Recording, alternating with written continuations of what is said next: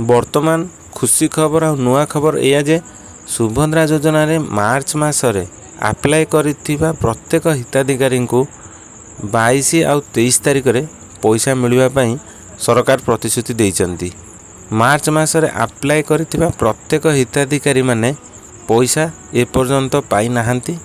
किछि लोकंकर पैसा आसीची और 90% लोकंकर पैसा आसी नाही। सेई मानकर मार्च 22 आ 23 तारिख रे पैसा आसीबो। जदि आपण मानकर बैंक रे ए पर्यंत कोनोसी प्रकार प्रॉब्लम अछि आपण सुधारि नियंतु।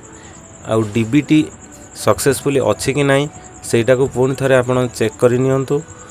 आ जो मानकर पैसा ऑलरेडी द्वितीय किस्ती पर्यंत पाइचंती से मानकर एबे कोनोसी प्रकार रो पैसा मिलिबो नाही।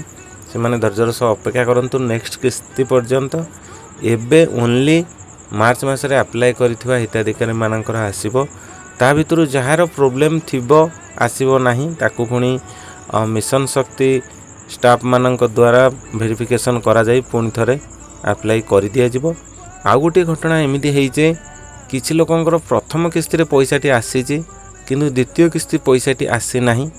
ता पई सेपरेटली आगु गोटे वीडियो मु बनाउची जोटा आपन को डिस्क्राइब करि परिबी आपण कोन भूल जोगु आसी नाही आपण कोन करिया पई पड़िबो। तिपई रहिली थैंक यू। पुणी देखाबा आसंता वीडियो रे। I won't forget.